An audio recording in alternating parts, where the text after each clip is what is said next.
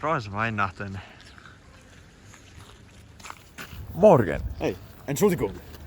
Tiit Hennoste on käsitlenud Eesti kultuuri koloniseerimist ja muundumist pitšinkultuuriks ja kreoolkultuuriks ärkamisajal, nooreestlaste ajal ja nõukogude ajal.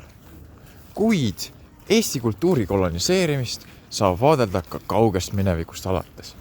Seisan siin vanalinnas, Raekoja platsil.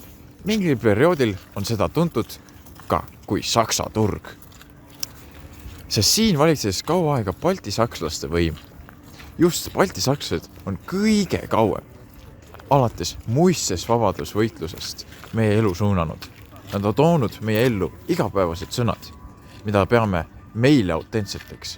Näiteks peegel või kleit. Need mõjutused jäid meiega alatiseks. Kui me aga 1912. aastal vabaks saime, oli meie aeg jätkata iseseisvalt. Seisan siin Hruštšovka paraadna ees. Need paneelmajad siin näitavad, kuidas nõukogude ajastu on enim mõjutanud Eesti maastikku peale selle kultuuri. Eestist sai nõukogude ajastul hübriidne kultuur, kus eestlane pidi olema mitte ainult eestlane, vaid ka Nõukogude Liidu kodanik. Aga milleks rääkida ainult Eesti koloniseerimise minevikust, kui saame ka rääkida selle olevikust?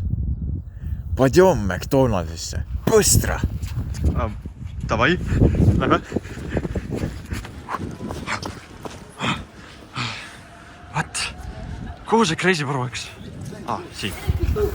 Kõndides vanalinna tänavate vahel ei ole ilmselge enam ainult Hansalinna vibe, vaid ka tänapäeva konsumerismi läänelik meeleolu. Igal pool müüakse midagi ja tänavad on siin täis välismaiseid brände ja turiste.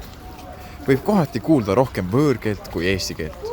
See ei ole mitte koloniseerimise tulemus, vaid vabatahtlik kultuuri importimine.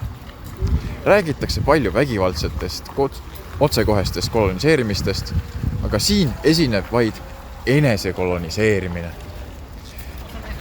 Hennoste on rääkinud rahva õigusest eluloole, kuid mis on meie elulugu, kui me räägime aina rohkem estonglish'is? Päris crazy.